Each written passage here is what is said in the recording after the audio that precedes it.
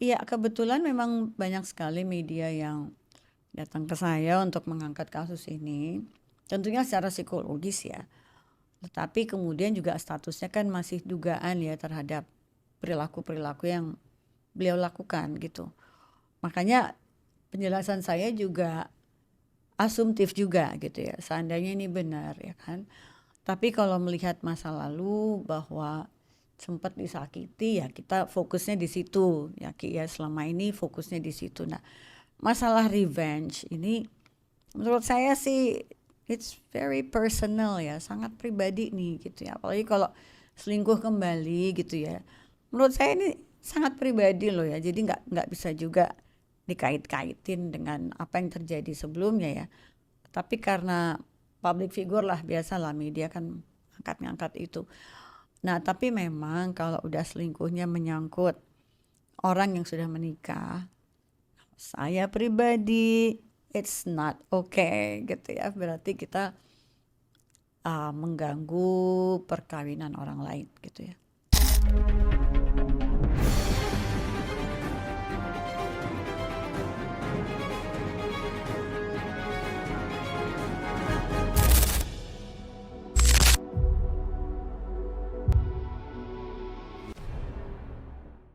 Selamat siang Bunda Tika.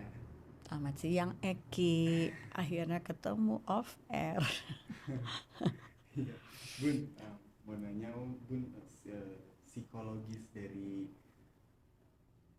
dampak psikologis dari perselingkuhan khususnya terhadap perempuan itu seperti apa Bun? Karena ada artis berinisial IR gitu yang pernah diselingkuhi beberapa tahun silam dan akhirnya sekarang diduga menjadi pelaku perselingkuhan.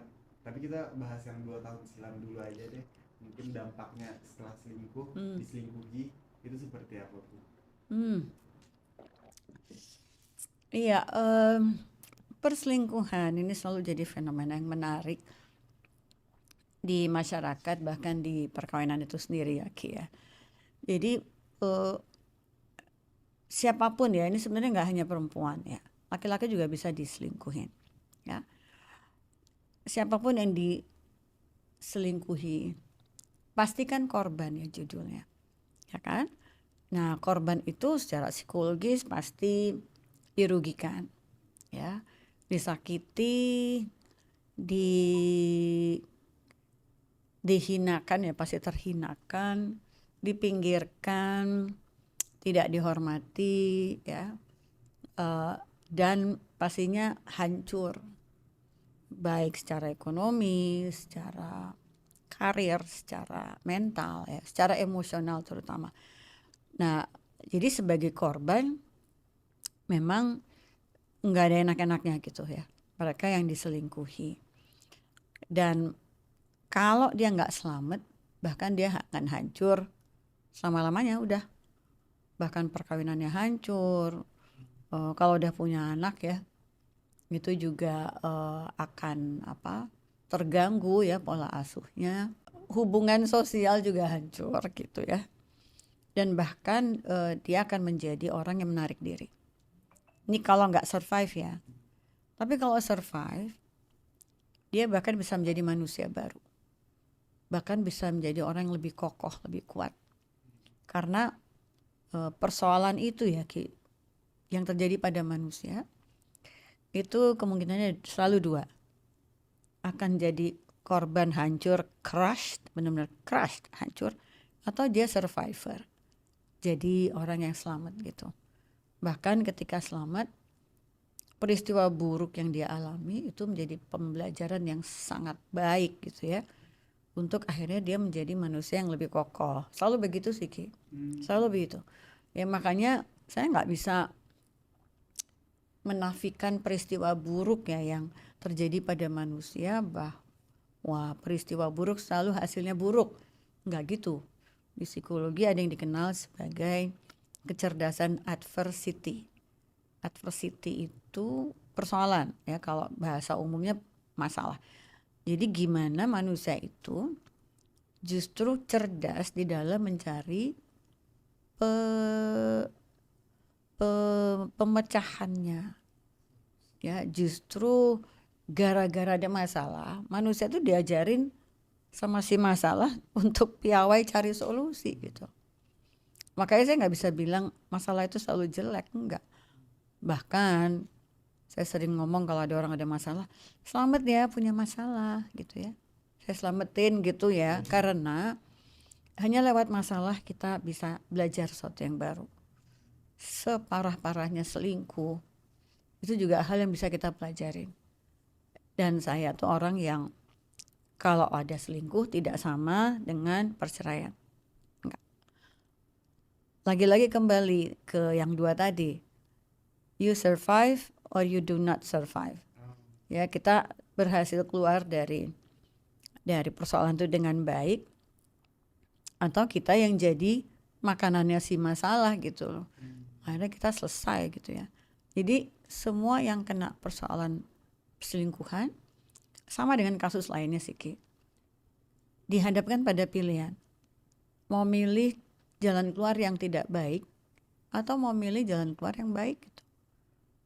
Jadi bukan tergantung lingkungan, bukan tergantung keadaan, bukan tergantung semesta gitu ya. Sangat tergantung si manusianya ini, karena diberi kebebasan untuk membuat keputusan dia. Nah, kembali ke manusia, mau milih keputusan yang akibatnya tambah jelek atau mau milih keputusan yang dampaknya malah super positif gitu loh. Ya, super positif itu artinya dia malah jadi orang yang dijadiin referensi. Tuh kalau kita jadi masalah gini kayak dia dong, tuh caranya bagus tuh gitu ya. Tapi ada juga jadi referensi yang buruk gitu ya. Misalnya yang buruk itu ada revenge, ada balas dendam misalnya.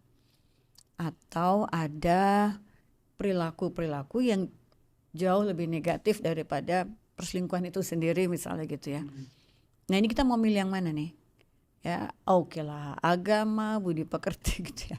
Ngajarin apa sih? Kalau tangan kanan ngapa-ngapain, tangan kiri nggak usah tahu, misalnya gitu ya kan? Atau apalagi nih? Air susu dibalas dengan air tuba. Dibalik, air tuba dibalas dengan air susu. Ini peribahasa nih. Ya, atau balas dendam itu selalu negatif. Jadi kita harus konstruktif nih, psikologi selalu ngomong gitu. Harus konstruktif, nggak boleh agresif dan destruktif. Nggak boleh ngancurin balik. Tapi kita harus keluar sebagai pemenang yang jauh lebih baik. Nah ini orang ini siapapun ya, mau milih yang mana nih? Boleh sih milih manapun, menurut saya sah-sah aja. Tapi setiap pilihan selalu ada konsekuensi. Ya kalau saya pribadi selalu cari konsekuensi yang gak lebih buruk dari peristiwa buruk yang saya alamin gitu ya. Lah udah ngalamin buruk, pas melakukan sesuatu, iya menciptakan masalah baru lagi gitu ya. Itu kan bego tuh namanya ya, gak pintar gitu loh. Ya kalau saya selalu, gue gak mau lebih bego deh daripada udah kena masalah yang membodohkan diriku. Lah jalan keluarnya kok malah jadi lebih bodoh gitu ya, dengan menciptakan masalah-masalah yang baru ya, artinya turunan dari masalah tersebut ya. Jadi kembali ke psikologis yang bersangkutan ketika itu pasti super hancur lah gitu semuanya ya, yang diselingkuhin ya yang belum pernah ngalamin nanti kalau misalnya ada, sama loh. Makanya hati-hati ya buat para suami kalau mau selingkuh nih, pikirin istri lo pasti nanti amburadul. Begitu juga para istri kalau mau selingkuh, pikirin suami lo pasti amburadul juga gitu ya. Dan gak cuma suami istri ya, geng anak, geng keluarga inti, geng keluarga extended ya, keluarga besar. Wah banyaklah yang akan tersakiti gitu ya. Dan biasanya memang kalau kita lagi happy-happynya selingkuh gitu ya, lagi dipenuhin kangen sama orang itu gitu ya, ini faktor keluarga jadi tersisihkan memang kayak gitu ya. Nah ini menurut saya yang harus digarisbawahi pasangan-pasangan menikah ya. Pernah dulu ada ditanya, Mbak kalau selingkuh nggak ketahuan apa-apa nggak, tetap apa-apa dong. Kita akan berubah menjadi manusia yang bukan kita gitu ya. Kayak tiba-tiba ngumpet-ngumpet itu menyenangkan, bohong-bohong itu menyenangkan. Dan akhirnya kita malah terus kejerat makin jauh. Sampai akhirnya hubungan intim misalnya sama si pacar.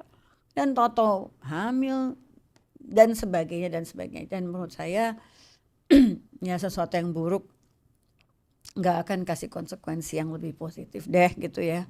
Itu kata alam semesta, ya kata Allah Subhanahu wa taala juga sih pastinya gitu ya. Gitu. Tapi kalau menurut Bunda gitu, apa yang dilakukan IR berarti lebih kelompok ke tidak survive ya, atau seperti apa penjelasannya? Oh, karena kasusnya melakukan hal yang sama ya gitu ya. Iya. Kemudian hari ya. Iya, secara mental yang bersangkutan tidak menjadi manusia yang lebih baik gitu loh ya, karena melakukan hal yang sama yang dia alami secara pahit ya ketika itu. Loh, kok melakukannya ke orang lain gitu ya. Jadi di sini faktor apa ya? Kematangan. Ini pastinya di bawah ya. Faktor keempatian pastinya di bawah juga. Faktor untuk menjadi manusia baru di bawah juga gitu ya. Jadi menurut saya manusia-manusia seperti banyak sih Ki, banyak. Jadi mekanisme dendam buat mereka itu adalah penyelesaian ya. Kalau dari kacamata saya atau psikolog pada umumnya sama sih kayak rohaniwan ya. Dendam itu nggak pernah baik gitu ya. Nggak pernah baik dendam itu.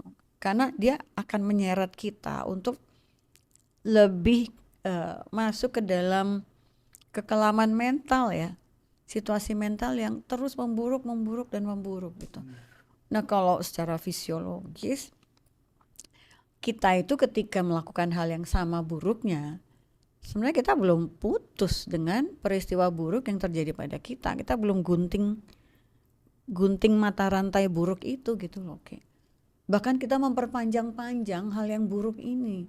Karena ketika kita melakukan perselingkuhan ya, hal yang sama yang terjadi, kita pun akan terjerat di dalam kekelaman peristiwa itu kan. Yang kita ngalamin dulu, sekarang kita menghadirkan hal itu di orang lain gitu.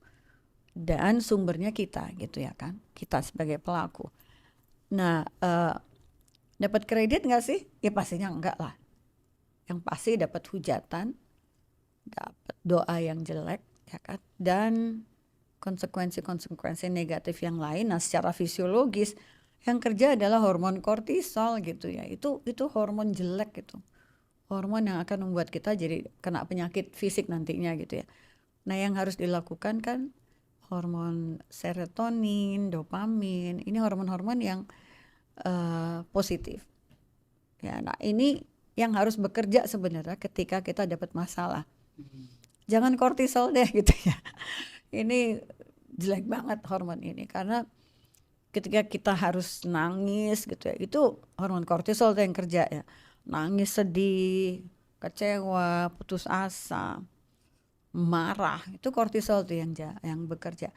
Nah, ketika kita dapat persoalan ya jangan dia terus yang disuruh kerja ya, di-cut gitu. Nah, hormon yang lebih positif yang harus lebih bekerja pada manusia gitu ya. Jalan keluar yang positif, kita menjadi manusia baru yang lebih tinggi derajatnya, bisa memaafkan. Susah sih ini. Tapi kalau kita berhasil, itu hormon-hormon yang positif yang akan bekerja pada si manusia dan insya Allah terhindar dari penyakit-penyakit fisik yang berat-berat ya. Kayak CA, kemudian diabetes, darah tinggi, dan sebagainya lah yang serem-serem itu. Itu gara-gara hormon kortisolnya kerja terus, nggak pernah berhenti gitu ya. Akhirnya dia merusak lah organ di tubuh kita gitu ya. Penjelasan masih lebih panjang lagi, tapi kan kita nggak akan perpanjang itu. Jadi konstruktif kata kuncinya ya kalau di psikologi, konstruktif ya. Jadi hal-hal yang buruk itu outputnya keluarnya itu justru lebih positif. Memang tantangannya besar sih Ki. Tapi dengan kematangan yang dimiliki oleh manusia ya, dan kekuatan mental, kekokohan kepribadian kita, dan wawasan yang luas, manusia bisa kok selalu sampai di situ, di titik konstruktif tuh selalu bisa kok.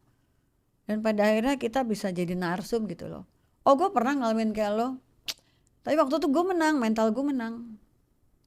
Lu harus jadi pemenang mental dong, jangan yang kalah gitu ya. Jadi yang tadinya dikorbankan atau jadi korban, malah dia bisa jadi contoh ya, dia bisa jadi role model yang sangat baik gitu. Apakah artinya tingkat kematangan sosok IR ini belum matang, Bun, atau gimana, Bun? Kalau dari kematangan ya atau maturity gitu ya, kita bisa mengatakan memang belum. Jadi gini, orang ketika marah ya Ki ya, itu kan pengennya ngancurin yang membuat dia marah ya kan, pengen ngancurin. Gue hancur, lo juga harus hancur gitu ya. Nah itu layak loh, orang marah tuh layak, tapi harus ada batasnya Ki gitu loh. Nah kematangan itu ditandai oleh ketika kita marah itu ada batasnya, nggak diterus-terusin. Oh marahnya keterusan gitu ya, sampai akhirnya membuat kita menjadi manusia yang jelek juga akhirnya. Jadi marah yang baik adalah marah yang konstruktif itu tadi ya, karena itu menandakan juga kita dewasa ya, kita bisa mengendalikan diri, kita bisa menyalurkan energi marah menjadi energi yang konstruktif, yang lebih positif gitu ya. Ini syarat-syarat untuk disebut dewasa gitu loh, disebut matang, disebut terkendali. Nah, bahasa gampangnya terkendali ya. Jadi kalau orang terus-terusan marah itu sama aja orang yang nggak bisa mengendalikan diri, nggak bisa mengendalikan emosinya, nggak bisa mengendalikan amarahnya. Lah akhirnya dia dikonsumsi oleh si amarahnya gitu loh. Dia nggak bisa berhentiin itu, marahnya terus gitu ya. Nah apakah itu tanda bahwa dia cimat sama manusia itu, si laki itu, pasangannya dulu?